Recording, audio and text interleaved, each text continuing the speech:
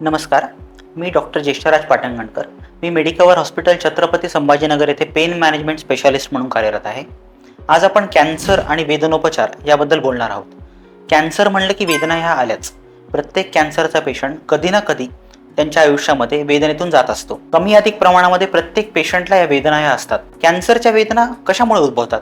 तर कॅन्सरची जेव्हा गाठ वाढत असते, त्या वाढीमुळे त्या गाठीतील किंवा त्या अवयवातील कार्यक्षमता कमी होते आणि त्या अवयवामुळे वेदना उत्पन्न होतात.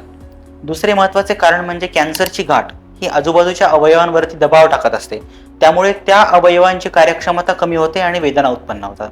आणि तिसरा महत्त्वाचा पार्ट म्हणजे कॅन्सरच्या वेदनामुळे आजूबाजूचे मज्जारज्जू किंवा नर्व्हज जे असतात त्याच्यावरती दबाव पडतो किंवा डिस्ट्रक्शन होतं. त्या डिस्ट्रक्शनमुळे न्यूरोपॅथिक प्रकारचा पेन हा उद्भवू शकतो. आता अशा प्रकारच्या कॅन्सरच्या वेदनांमध्ये प्रत्येक वेळी औषध गोळ्यांनी ट्रीटमेंट करणं हे बरोबर नसतं. त्याचं कारण आहे की कॅन्सरच्या वेदना ह्या कमी प्रमाणात पासून ते असह्य वेदना इथपर्यंत आपण कॅटेगराईज करतो. तर कमी प्रमाणातल्या वेदनांना युजली औषध गोळ्या किंवा मेडिसिनल मॅनेजमेंटवरती आपण कंट्रोल करू शकतो.